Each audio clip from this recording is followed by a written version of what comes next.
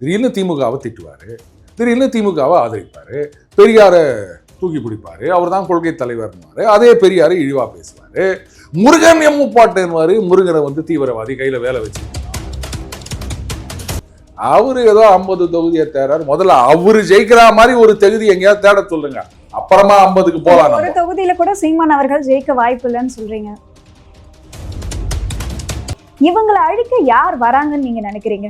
பாருங்க, அண்ணன் ஒத்துப்பாருன்னு நினைக்கிறேன். திமுக வந்து வெளியில இருந்து யாரும் வந்து அழிக்க முடியாது. என்னன்னு 100% உண்மை. அவங்களே தான் அழிச்சுக்கணும் சார்.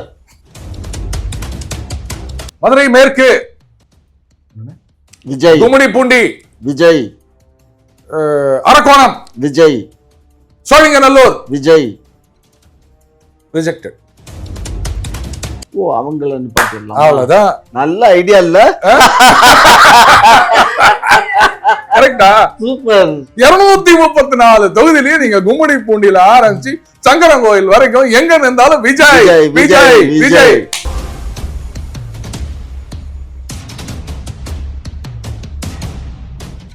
இப்போ சீமான் அவர்கள் வந்து தனக்கு சாதகமான ஒரு 50 தொகுதிகளை வந்து தேர்ந்தெடுத்து இருக்கிறதாகவும், அந்த தொகுதிகளில் ஜெயிக்கிறதுக்கான வேலையில ஈடுபட்டு இருக்கிறதாகவும் ஒரு தகவல் வந்து வெளியாகி இருக்கு.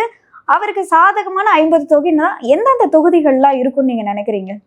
50 தொகுதியில ஜெயிச்சா சிஎம் ஆயிட முடியுமா? 50 தொகுதியில் நினைச்சா 50 தொகுதியில ஜெயிச்சா சிஎம் ஆயிடலாம். எப்படி? ஏன்னா எதிர்கட்சி எல்லாம் வந்து இவருடைய கூட்டணிக்கு இவர் கழிச்சு வந்த எம்எல்ஏ தேவைப்பட்டுச்சுன்னா, ஏன் நீங்க வந்து 120ல ஜெயிக்கிறீங்க, அவர் 50ல ஜெயிக்கிறாரு, அவங்க 60ல ஜெயிக்கிறாங்க, அப்புறம் உங்களுக்கு ஏன் தேவை வருது? சார், நீங்கிட்ட 5 சீட்டு கூட இருக்கட்டும் சார். 5 சீட்டு பற்றாக்குறையா இருந்துச்சுன்னா நாங்க 5 சீட்டு ஆதரவு கொடுக்குறோம்னா, நாங்க சீஃப் மினிஸ்டர் கொடுத்தாதான் நாங்க ஆதரவு கொடுப்போம்னா முடிஞ்சு போச்சு. எப்படி வாலு தலையை ஆட்டுமா இல்ல தலை வாழை ஆட்டுமா? எது வேணாலும் ஆட்டும், சந்தர்ப்ப சூழ்நிலைக்கு தகுந்த மாதிரி. சரிம்மா, அந்த தொகுதிகள் கேட்டீங்கல்ல, காங்கேசன்துறை, வல்வெட்டித்துறை, மட்டக்களப்பு, யாழ்ப்பாணம், யானை இரவு. அவங்க தமிழகத்துல வந்து தேர்ந்தெடுத்து இருக்கிறதா பாருங்க. நீங்க வந்து தமிழகத்துலன்னு சொல்ல ஜெயிக்கக்கூடிய தொகுதிகள்னு கேட்டீங்க, என்னன்னு? அதுவும் தமிழகத்துல தானே இருக்கு. அது இந்த தமிழகம். அதை போய் தமிழகம் சொன்னீங்கன்னா வாய் மேலேயே குத்துவாங்க அவங்க. சிங்கள தமிழகம். அங்க முதல்ல நம்ம தமிழர்கள்னே ஏத்துக்க மாட்டாங்க. அது தெரியுமா உங்களுக்கு? இந்த மலையக தோட்ட தொழிலாளிகள் இருக்காங்கல்லம்மா, அவங்களெல்லாம் வெள்ளை தோர்த்தினாங்க. ஈழத்தமிழர்கள் வேற, இங்கெல்லாம் வந்து நம்மளோட இந்திய வம்சாவழிகள் அப்படின்னு சொல்லிட்டு மலையக தோட்ட தொழிலாளிகள் சிறிமாவோ சாஸ்திரி ஒப்பந்தம்னு போட்டு 2 லட்சம் பேரை ஒரு இதுல இங்க கொண்டு வந்து கொடைக்கானல், திண்டுக்கல் இதெல்லாம் வச்சு அதெல்லாம் நடந்து, ஆனா அவங்களுக்கெல்லாம் குடியுரிமை கொடுத்தது யார் தெரியுமா? சொல்ல போனா அந்த அவங்களுக்கு குடியுரிமையை ரத்து பண்ணணும் அப்படின்னு சொல்லும் போது கூட இருந்தவங்க தான் அவங்க. ஆனா இவங்களுக்கெல்லாம் குடியுரிமை கொடுத்து நீங்களும் வந்து நம்ம மக்கள் தானடா அப்படின்னு சொன்னது ஜெயவர்தன். அவனைத்தான் இவங்கெல்லாம் சொல்லுவாங்க, அவரு தான் வந்து அந்த குடியுரிமை கொடுத்தது. நீங்க நல்லா யோசிச்சு பாருங்க. இங்க வந்து தமிழர்களுக்கும் சிங்களவர்களுக்கும் பிரச்சனை நடந்துட்டு இருக்கு அப்படின்னும் போது எல்லாம் அந்த பக்கம் வடக்கு கிழக்கு எந்த மாகாணங்கள்ல, இந்த பக்கம் தெற்குல இந்த தோட்ட தொழிலாளிகள் அப்படின்னு இருக்காங்களா, அவங்களுக்கு அந்த பிரச்சனை கிடையாது. முத்தையா முரளிதரனும் மலிங்கா இவங்கெல்லாம் வந்து ஒன்னா உட்காந்துட்டு போவாங்க. ஏன் பிரச்சனை வரலன்னா இவங்களதான் கட்சி கட்டாங்க, இந்திய தோட்ட தொழிலாளிகள் அப்படின்னு. அதனாலதான் நான் சொன்னேன். ஆனா அங்கேயும் போய் நின்றா அப்ப தெரியும் சீமானுடைய உண்மை நிலைமை. அங்கேயும் அவருக்கு யாரும் ஓட்டு போட மாட்டாங்க, அது வேற விஷயம். ஏன்னா ஆமகரி நண்டுகரி இதெல்லாம் வந்து கதை விட்டுனுக்கிறாருல, அங்க போனா உண்மை தெரிஞ்சிடும். ஏன்னா 50 தொகுதி ஜெயிக்கிற மாதிரின்னா அப்புறம் நாங்கள் 234 தொகுதியில் நிற்க போறோம்னு சொல்லிட்டு 50 தொகுதி சாதகமான தொகுதிகள்னா ஏங்க அவர் சொல்றதெல்லாம் நீங்க சீரியஸா எடுத்துன்னுக்கிறீங்களா? இதோ அண்ணன் சொல்ற மாதிரி காமெடி. அவரும் ஒரு அங்கீகரிக்கப்பட்ட கட்சி, அரசியல் ஒரு நிலவரத்துல அவரும் பயணிச்சுட்டு இருக்காரு. அதனால சோ இந்த மாதிரி ஒரு விஷயத்த சொல்லியிருக்காரு புதுசா. அவர் என்னைக்காவது வந்து ஜெயிக்கணுன்றதுக்காக கட்சி நடத்திருக்காரு அப்படின்னு நீங்க நம்புறீங்களா? இல்ல, இது அவர் பேசினதுல என்னைக்காவது கன்சிஸ்டன்சி இருக்கா? திடீர்னு திமுகவை திட்டுவாரு, திடீர்னு திமுகவை ஆதரிப்பாரு, பெரியாரை தூக்கி பிடிப்பாரு, அவர் தான் கொள்கை தலைவர்னுவாரு, அதே பெரியாரை இழிவா பேசுவாரு, முருகன் எம்முப்பாட்டுன்னுவாரு, முருகனை வந்து தீவிரவாதி கையில வேலை வச்சுன்னுக்கிறான், சாமி கையில எதுக்கு இதெல்லாம் அப்படின்னு சொல்லுவாரு. அவரு பேசுறதுல எங்கேயாவது ஒரு இருக்கா? எதுவுமே கிடையாது. அன்னைக்கு இப்ப நானும் அண்ணனும் மாதிரி தான். இன்னைக்கு வந்தமா சிரிக்க வச்சமா என்ன பேசணும் அதானே, அவ்வளவுதான். அது அண்ணனோட சென்ஸ். எனக்கு அந்த மாதிரி ஆயிப்போச்சு. அவ்வளவுதானே தவிர சிரிக்கணும், சிந்திக்கலாம் கூடாது, அப்படியே சிரிச்சுக்கின்னு போயினே இருக்கணும். இந்த சில காமெடி டிராமாலாம் போடுவாங்க, 100 நிமிடத்தில் 200 ஜோக் அப்படின்வாங்க. முடிச்சுட்டு வெளில வந்து பாத்தீங்கன்னா என்ன கதைன்னு கேட்டீங்கன்னா தெரியாது. அங்க உட்காந்து சிரிச்சிருப்பீங்க. இன்னைக்கு புதன்கிழமை அப்படின்னா உழுந்து சிரிப்பீங்க. வெளில வந்த உடனே அண்ணன் சொல்லாரு இன்னைக்கு புதன்கிழமைனா அதுக்கு என்ன இப்போ அப்படின்னு. அந்த மாதிரி சிரிக்கிறதுக்காகத்தான் அவர் அந்த மாதிரி பண்ணிருக்கிறார், ஜெயிக்கிறதுக்கு கிடையாது. அவரு ஏதோ 50 தொகுதியை தேர்றாரு. முதல்ல அவரு ஜெயிக்கிற மாதிரி ஒரு தொகுதி எங்கேயாவது தேட சொல்லுங்க, அப்புறமா 50க்கு போலாம். ஒரு தொகுதியில கூட சீமான் அவர்கள் ஜெயிக்க வாய்ப்பு இல்லைன்னு சொல்றீங்க. நாங்க 8% ஓட்டு வாங்கினாங்க, ரெகக்னிஷன்லாம் வாங்கினாங்க. ஆனா ஒரு கவுன்சிலர் கூட வாங்க முடியல. ஏன்னு யோசிச்சிங்களா? அதை யோசிச்சு பதில் தெரிஞ்சதுன்னா அப்ப தெரியும் இது என்ன லட்சணத்துல இருக்கும் அப்படின்னு. சார் இதை பத்தி உங்களோட கருத்து சார்? ஏமா நாடாளுமன்ற தேர்தலில் அவர் வாங்கினாருமா, இதே இது சட்டமன்றத்தில் நாடாளுமன்ற தேர்தலில் ஓவரால் இருக்கும்போது அந்த தமிழ் மக்கள் போட்டு கொடுப்பாங்க. இந்த 6 தொகுதி எம்எல்ஏ தொகுதி கட்டுப்பட்டால் தான் ஒரு நாடாளுமன்ற தொகுதி. அதில் தமிழர்கள் இவர் பேசுகிற தமிழர்கள் நிறையா இருப்பாங்க. ஆனால் இண்டிவிஜுவல்னு வந்துட்டா குறைவாக தான் இருப்பாங்க. குறைவான தமிழர்கள் குறைவாக இல்லை, இவருக்குடைய ஆதரவாளர்கள் குறைவாக இருப்பாங்க. ஏன்னா பல்வேறு அரசியல் கட்சியெல்லாம் அங்கம் வைப்பாங்க. அப்படி அங்கம் வைக்கும்போது இவருக்கு வந்து தமிழன் தேசிய தலைமைன்னா யார் ஓட்டு போடுவா? கண்டிப்பாக அவர் வீட்டுக்காரம்மா அவர் ஓட்டு போட்டுக்குவாங்க. அதனால் டெபாசிட்லாம் திரும்பி கிடைக்காது, இருந்தாலும் டெபாசிட் கட்டி நிற்க சொல்லு மாப்பிள்ளை. சரி அண்ணே, எனக்கு ஒன்று தெரியுமா, உங்களுக்கு தமிழ் படிக்க தெரியுமா? தெரியும். எழுத தெரியல? தெரியும். ஆனால் அண்ணன் சீமான் அவர்கள் தமிழ்னு பேசினுக்கிறாரு. ஆனால் அவர் பசங்களுக்கு வந்து தமிழ் எழுத படிக்க தெரியலன்னு சொன்னாரு, அது தெரியுமா உங்களுக்கு? அவரு இந்த ஆங்கில பாட அப்படி இல்லை சார். அங்க அவர் எந்த முறையில சொல்றாங்கன்னா தமிழகத்துல சரியான முறையில கல்வி கற்கிற மாதிரி பள்ளிக்கூடங்களே கிடையாது. தமிழ் படிக்கிறதுக்கு பள்ளிக்கூடம் இல்லன்னு சொன்னாரு. பள்ளிக்கூடம் இல்ல, சரியான முறையில தமிழ் படிக்கிறதுக்கு பள்ளிக்கூடம் இல்ல. பள்ளிக்கூடத்துல படிக்கிறாரு. இல்ல நான் என்ன கேக்குறேன்னா, இப்ப நான்லாம் வந்து கவர்மெண்ட் ஸ்கூல்ல தாங்க ஃபர்ஸ்ட் வந்தேன். இன்னைக்கு கவர்மெண்ட் ஸ்கூல்னு இருக்குதா? அங்க தமிழ் சொல்லி கொடுக்குறாங்களா? இல்ல பிரைவேட் ஸ்கூல்ல தான் நான் பிள்ளைங்களை சேர்ப்பேன், அரசு பள்ளிக்கூடம் நல்லா இல்லை அப்படின்னு நினைச்சீங்கன்னா தமிழை ஒரு பாடமா சொல்லி கொடுக்குற பள்ளிக்கூடத்துல கொண்டு போய் சேருங்க. ஏன் தமிழை ஒரு பாடமா சொல்லி கொடுக்குற பள்ளிக்கூடமே தனியார் பள்ளிக்கூடமே தமிழகத்துல இல்லையா? மெட்ரிகுலேஷன் ஸ்கூல் எல்லாமே தமிழ். நாம வந்து நம்ம பிரெஞ்சு எடுக்கலாமா, ஹிந்தி எடுக்கலாமா? என்ன பண்றது, அண்ணன் கட்சியில நடத்துற பள்ளிக்கூடத்திலேயே ஹிந்தி ஒரு லாங்குவேஜா வச்சுக்கிறாங்க. ஆனா இவங்க மட்டும் வந்து ஹிந்தியை சேர்க்க மாட்டோம் அப்படின்னு சொல்லுவாங்க. அது வேற விஷயம். ஆனா தமிழ் செகண்ட் லாங்குவேஜாவது எடுத்து படிச்சிருக்கலாம்ல. ஊருக்கெல்லாம் உபதேசம் பண்ணிட்டு என் பசங்க தமிழ் படிக்க முடியலையே, என்ன இது, இவரை போய் நீங்க நம்பின்னு கேள்வி கேட்டுக்கிறீங்க. வேற ஏதாவது கேள்வி கேளுங்கம்மா. சார் உதயநிதி அவர்கள் வந்து சொல்றாரு திமுகவை அழிக்கிறதுக்காக புதுசா வராங்க, அது மட்டும் இல்லாம நாங்க கொள்கை கூட்டம் அப்படின்றதுனாலயே வந்து நிறைய பேர் எங்களை அழிக்கிறதுக்காக வராங்க அப்படின்ற மாதிரி சொல்றாரு. இவங்களை அழிக்க யார் வராங்கன்னு நீங்க நினைக்கிறீங்க?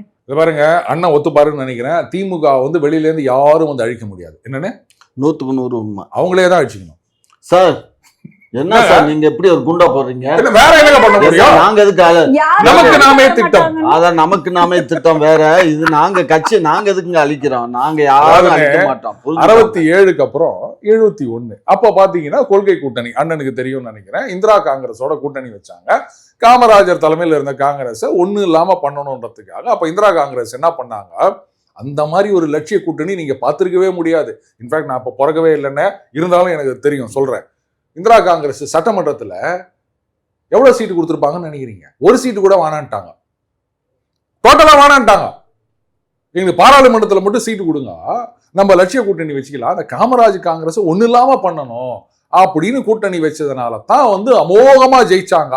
அதுக்கு கூட வந்து மானமிகு ஆசிரியர் வீரமணி அவர்கள் அவர் ஒரு கருத்து சொல்லியிருந்தாரு. அப்போ வந்து பயங்கரமான வெற்றி, ஒரு 170 ஜெயிச்சிருந்தாங்களே. 170. ஆமா. அப்போ சொன்னார், இந்த மாதிரி வந்து அங்கே சேலத்தில் நடந்த மாநாடுல இப்படிலாம் கடவுளை இழிவுபடுத்தணும், அதனால எங்களுக்கு ஓட்டு போட்டாங்க அப்படின்னு வேற ஒரு பேட்டியில் சொல்லியிருந்தாரு. ஆனால் காரணம் என்னன்னா இந்திரா காங்கிரஸோட இவங்க சேர்ந்துக்கினாங்க அதை ஒழிச்சு கட்டணுன்றதுக்காக. ஸோ 67, 71 இதில் தான் வந்து அவங்க தொடர்ந்து ஜெயிச்சாங்க. அதுக்கப்புறம் எந்த சரித்திரமும் இல்லை. அதுக்கப்புறம் 71லேருந்து முடிஞ்சு 76ல் அந்த ஆட்சி முடிகின்றது. உடனே அவங்க மிசாவுக்காக கவுத்தன்னு சொல்லுவாங்க. அந்த கதையெல்லாம் இங்கே செல்லாது. ஏன்னு கேட்டிங்கன்னா அந்த காலகட்டத்தில் வந்து தமிழகத்தில் கிட்டத்தட்ட 1000 சில்லற பேரோ என்னவோ மிசால கைது செய்யப்பட்டார்கள். அந்த 1000 சில்லற பேர்ல திமுக ஆட்சி காலத்தில் கைது செய்யப்பட்டவர்கள் 400 சில்லற பேர். மிசாவை எதிர்த்தவர்கள் எதுக்கு மிசால இவங்களை கைது பண்ணணும்? அதனால மிசாவை எதிர்த்தனால் ஆட்சி போச்சுன்றதெல்லாம் கதை. 5 வருஷம் முடிஞ்சிடுச்சு, எமர்ஜென்சி இருந்தது, எலெக்ஷன் நடத்த முடியாது, அதனால சட்டமன்றம் முடித்து வைக்கப்பட்டது. ரைட்டா? ஸோ 76ல் முடியுது. 77ல் வந்து எம்ஜிஆர் அவர்கள் ஆட்சிக்கு வருகின்றார். அத்தோட 89 தான் ஆட்சிக்கு வராங்க. 91 போயிடுச்சு. மறுபடியும் 96 இந்த கலைச்சிட்டாங்க போல. அதுதான் ஒன்றிய அரசு எங்க ஆட்சியை கலைச்சிட்டாங்க. அப்ப மத்திய அரசு, இப்பதான் ஒன்றிய அரசு. எப்பயுமே ஒன்றிய அரசு. அப்ப ஒன்றிய அரசுன்னு யாரும் சொல்லல. அது அவங்க சொல்ல நான் சொல்லுவேன். நீங்க என்ன சொல்றது? உங்க கட்சியில என்ன சொன்னாங்க அதுதான் சொல்லணும். அப்புறம் 96 மறுபடியும் ஆட்சிக்கு வராங்க. வந்தாங்க 96 வந்த உடனே அந்த மாதிரி பாத்தீங்கன்னா ஒரு பெரிய வேவ் கிடையவே கிடையாது. அதிமுக 4 இடத்துல ஜெயிக்கிறாங்க. ராசிபுரம் சுந்தரராஜன் அண்ணன், அவரு கருப்புசாமி பாண்டியன், அது மாதிரி இன்னும் ஒரு 4 பேர், அதெல்லாம் ஆதி காலத்து அதிமுக அவர்கள். ஜெயலலிதா அவர்களே தோத்து போயிடுறாங்க. 2001 ஒன்றும் இல்லைங்க, அந்த அளவுக்கு ஒரு ஆட்சிக்கு எதிரான இது கிடையாது. அந்த நகைகளோடு இருந்த போட்டோ, அந்த செருப்புகள், இதெல்லாம் இன்னும் fresh in the mind of people. ஆனாலும் தோத்து போனாங்க. என்னன்னே பிடிபடலை அவங்களுக்கு. அதுக்கப்புறம் மறுபடியும் 2006 ஆட்சிக்கு வராங்க. 2011 மறுபடியும் போயிடுதுங்க. ஆனா அதுக்கு அவங்க அண்ணன் ஆற்காடு வீராசாமி அவர்களுக்கு தான் நன்றி சொல்லணும் அப்படின்லாம் அதிமுக சொல்லுவாங்க. ஏன்னா பயங்கரமான மின்வெட்டு, பல மணி நேரம். நான்லாம் இப்போ அனுபவிச்சிருக்கேன். சென்னையில் பார்த்தீங்கன்னா 2 மணி நேரம் ஒவ்வொரு ஏரியாவில் ரவுண்டாக வரும். அது எங்கள் காலையில் 8லேருந்து 10, 10லேருந்து 12. ஆனால் அந்த ஊர் பக்கத்தெல்லாம் எப்போவாச்சும் நைட்டில் வரும், அவ்வளோதான். தெரியாதனமாக போயிட்டேன் ஒரு தடவை நாகப்பட்டினத்துக்கு. போயிட்டு ஜெராக்ஸ் எடுக்கணும்னே கடையில் போனால் சிரிக்கிறான். என்ன இப்போ ஜெராக்ஸ் எடுக்கணும்? ஏன்னா 3 மணி தானடா. 8 மணிக்கு மேலே தானே கரண்ட் வரும். 8 மணியா? அது வேற வந்தா வரும்னு. அப்புறம் இதெல்லாம் வராது. அதுக்கப்புறம் அங்கேருந்து காரைக்காலுக்கு போயிட்டு நான் ஜெராக்ஸ் எடுத்துட்டு வந்தேன் ஒரு இன்வெஸ்டிகேஷனுக்கு போகும்போது. ஸோ அந்த அளவுக்கு வேற யாரும் இவங்களை ஒண்ணுமே பண்ண வேண்டாம், அவங்களே அவங்களை அழிச்சுப்பாங்க. அதுக்குத்தான் நான் இவ்வளோ பெரிய சரித்திரத்தை நான் விலாவரியா சொன்னேன். அந்த 67, 71 அப்புறம் 2வது தடவை ஆட்சிக்கு வந்த சரித்திரம் கிடையாது. அதனாலதான் சொன்னேன், வேற யாரும் அழிக்க வேண்டாம், அவங்களே அதை செஞ்சுப்போம். எங்களை விட திறமையானவர்கள் யாராவது இருக்க முடியுமா? இது போதுமா இல்ல இதுக்கு மேல ஏதாவது வேணுமா சார்? இப்ப இயற்கை எங்களுக்கு உறுதுணையா இருக்கு. இது மழை பெய்யல, வெள்ளம் வரல, ரோடுல ஓட்ட ஊழல, அது இயற்கை நல்லா இருக்குன்னு சொல்றீங்களா? இல்ல, மழை பெய்யுது, நீர்நிலைகள்லாம் நிரம்பி இருக்கு, கரண்ட் பவர் சப்ளை ஆகுது, பவர் கட்டே கிடையாது. ஆமாண்ணே, கரண்ட் சப்ளை ஆகுது, ரோட்ல இருக்க தண்ணியில சப்ளை ஆயிடக்கூடாது, அது ஞாபகம் வச்சு. அதெல்லாம் நாங்க சூதானமா கேர்ஃபுல்லா தான் நாங்க எங்க இலாக்காக்கள் பாத்துக்கிட்டு இருக்காங்க. நீங்க ஒன்னும் முதல கண்ணீர் வடிக்க வேண்டாம். முதல்ல கண்ணீரே கிடையாது, கண்ணீரே வராது. கண்ணீரே அதெல்லாம் வராது, அதெல்லாம் வராது. கருப்பு நடி போட்டுக்கிறாங்க. ஓ, அதனாலயா? ஆமா, இருக்கு. சார், விஜய் அவர்கள் 234 தொகுதியிலும் நாங்க நின்று ஜெயிப்போம் அப்படின்ற மாதிரிலாம் பேசிட்டு இருக்காரு. ஸோ 234 தொகுதியிலும் வேட்பு மனு தாக்கல் தள்ளுபடி செய்யாம ஏற்க வைக்க முடியும்னு நினைக்கிறீங்களா அவரால்? இது ஒரு பெரிய விஷயம். ஆனா என்ன ஒண்ணு, மதுரை மேற்கு விஜய், கும்மிடிப்பூண்டி விஜய், அரக்கோணம் விஜய், சோழிங்கநல்லூர் விஜய் ரிஜெக்டட். 2க்கு மேல நிக்க முடியாது. புரியுதுங்களா? முதல்ல அது புரிஞ்சுக்கணும். வாட்டுக்கு எல்லாத்துலயும் நான் தான் அப்படின்னு சொல்ல முடியாது. வேணும்னா ஒண்ணு பண்ணலாம். அண்ணே இது பாத்தீங்களாண்ணே, இது பார்த்தா நம்ம 2 பேர் கலந்து பேசும்போது நிறைய ஐடியா வருதுங்க. அவர் சொன்னதை நிரூபிக்கணும். மதுரை மேற்கு, மதுரை தெற்கு எல்லாம் விஜய்னு சொன்னார்ல, அதை உண்மையாக்கணும். இல்ல, அவர் விஜய்னு சொல்லல, விஜய் நிக்கிறதா நினைச்சு நீங்க எங்களோட அவர் பேசும்போது அப்படிதானே வந்து மதுரை மேற்கு அப்படின்னு அதை பாக்குறாரு. அப்போ அவர் பேரை கூட பார்த்து தான் படிக்கிறார் விஜய் அப்படின்னு. அந்த மாதிரி எப்படி நான் பண்ண முடியும்? 2 தொகுதிக்கு மேல நிக்க முடியாதுன்னு சொல்றீங்க. அப்ப 234 விஜய் தான் நிக்கணும்னா என்ன பண்ணணும் சொல்லுங்க சார்? அந்த பொண்ணு சொன்னதான் சார். நான் கேட்டதுக்கு பதில் சொல்லுங்க. 234 தொகுதி விஜயே போட்டி போடணும்னா என்ன பண்ணணும்? என்ன பண்ண? நாமினேஷன் ஃபைல் பண்ணலாம், நாமினேஷன் பணத்தை கட்டலாம், எல்லாம் ரிஜெக்ட் பண்ணுவாங்க. ரிஜெக்ட் ஆகாம இருக்குது நான் வழி சொல்லிட்டேன். சொல்லுங்க. சிம்பிள்னே. என்ன? அந்த ஒவ்வொரு ஒவ்வொரு தொகுதியிலையும் அவங்க கட்சியில விஜய்ன்ற பேர்ல யாருமே இருக்க மாட்டாங்களா? ஓ, அவங்கள நிப்பாட்டிடலாம். அவ்வளவுதான். நல்ல ஐடியா இல்ல? கரெக்டா? சூப்பர். 234 தொகுதியிலையும் நீங்க கும்மிடிப்பூண்டியில ஆரம்பிச்சு சங்கரங்கோயில் வரைக்கும் எங்க இருந்தாலும் விஜய் விஜய் விஜய். Super idea. இதுவே ஒரு பரபரப்பு புரட்சி.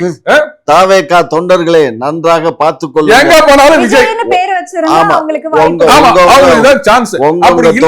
விஜய்னு பேர் இருந்தா சீட்டு கேளுங்க, கண்டிப்பா உங்களுக்கு சீட்டு கிடைக்கும். அப்படி யாருமே இல்லன்னா கூட யாராவது நிக்கிறவரை கூப்பிட்டு கெஜெட்ல போய் பேர மாத்திக்கும். என்னண்ணே இல்ல அது உடனே பேரை அதெல்லாம் மாத்திக்கலாம். இது என்ன பெரிய இது? என்ன தொகுதியில என்ன ஏன் சார் 3 லட்சம் பேர்த்துல ஒரு விஜய்னு ஒரு பேர்ல இருக்க மாட்டாங்க. அவ்வளவுதான். ஏன் சார் என்ன பண்றது? அந்த விஜய்க்கு வந்து 12 வயசு 11 வயசா இருந்தா எப்படிங்க நிக்க முடியும்? அது ஒரு சிக்கல் இருக்குது இல்ல? இல்ல அவன் 24 வயசு 74 வயசு 74 வயசா? ரொம்ப ஓவரா இருக்கு. சோ அப்படி வச்சுட்டீங்கன்னா இப்ப 234 தொகுதிகளிலும் விஜய் போட்டியிடுகின்றார் அப்படின்னு ஒரு பெரிய சென்சேஷன். எல்லாரும் இதை பத்தி தான் பேசுவாங்க. அப்புறம் நாங்க 2 பேரும் சொல்லிக்கலாம், இது ஐடியா நாங்க தான் கொடுத்தது, ஏதோ எங்களுக்கும் கொஞ்சம் பார்த்து. அப்புறம் ட்ரெண்ட் நீங்க தான். என்ன கரெக்ட் தானே? கண்டிப்பா பார்த்து பண்ணுங்கன்னு சொல்ல வேண்டாம். அது நம்ம பேருக்கு இழுத்து கரெக்டா? அப்போ எல்லாம் இதான் பேசுவாங்க, என்னங்க எல்லா தொகுதியிலும் விஜய் நிக்கிறாராம அப்படின்னு. அப்புறம் நம்ம சாதாரண ஜனங்கள் என்ன பண்ணுவாங்க, அந்த விஜய் தான் இவரு, ஏன்னா பேர் தானே போட்டுக்குது, போட்டோ கிடையாது. அப்ப என்ன நினைப்பாங்க, அவரே இந்த தொகுதியில நிக்கிறாருன்னு நினைச்சிட்டு அப்படியே அள்ளி கொட்ட போறாங்க. என்னன்னு கட்சியில நீங்க உங்க கட்சிக்கே வந்து ஆப்பு வைக்கிற மாதிரி ஒரு ஐடியாவெல்லாம் சொல்லி நிக்கிறீங்க. அதாவது சிரிக்காம சொல்லிட்டீங்க, இப்ப சிரிச்சுட்டு என்கிட்ட கேள்வி கேட்குறீங்க. எங்க கட்சிக்கு யாராலும் ஆப்பு வைக்க முடியாது, என்னாலும் வைக்க முடியாது, வேற எந்த தொண்டனாலும் வைக்க முடியாது. அந்த 3 எழுத்துன்னு 3 எழுத்தில் என் மூச்சு இருக்கும் அப்படின்னாரு. அந்த 3 எழுத்து தான் கடைசி வரைக்கும் அவங்களை உட்கார வச்சது. அதே மாதிரி இப்போ ஒரு 3 எழுத்து வந்துருச்சு. 234 தொகுதியிலும் அந்த 3 எழுத்தே வந்துருச்சுன்னா நீங்க என்ன ஆவீங்க அப்படின்னு நான் யோசிக்கிறேன். பாவம். சரி விடுங்க, ரொம்ப வந்து டார்ச்சர் பண்ணக்கூடாது அண்ணனை. இன்னைக்கு இந்த யோசனை போதும் நினைக்கிறேன். சீமான் அவர்கள் தண்ணீருக்கான மாநாடு வந்து இந்த தண்ணீர் மாநாடு பத்தி உங்களுடைய கருத்து என்ன சார்? இதெல்லாம் என்ன மாதிரி ட்ரெண்டுன்னு தெரியல. அதாவது இப்போ இந்த சோசியல் மீடியாலலாம் பார்த்தீங்கன்னா எல்லாரும் இதை மாதிரி ஒரு ரீல்ஸ் போடுவாங்க, இன்ஸ்டாகிராம் வீடியோ போடுவாங்க. எல்லாரும் ஒரே மாதிரி போட்டிருந்தாங்கன்னா யாராவது ஒருத்தர் புச்சா யோசிச்சு ஒரு வீடியோ போடுவார், அது ட்ரெண்டிங்காக போயிடும். அந்த மாதிரி ஏதாவது ஒரு ட்ரை பண்ணுறாரோ. தண்ணி தேவைதான், நான் இல்லைன்னு சொல்லலை.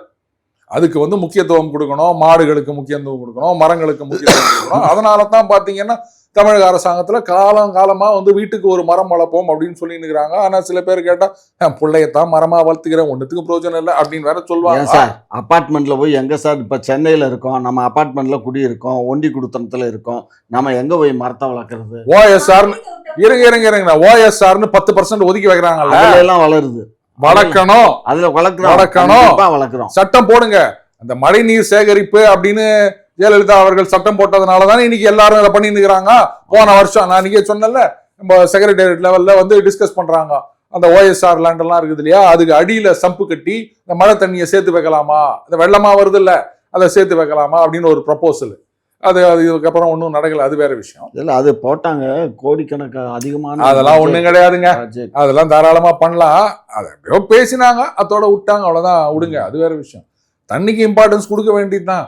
இன்னும் எலெக்ஷன் வர நேரத்துல அண்ணன் வந்து மரம் மாடு தண்ணி இப்படியே சொல்லிட்டு இருந்தாருன்னா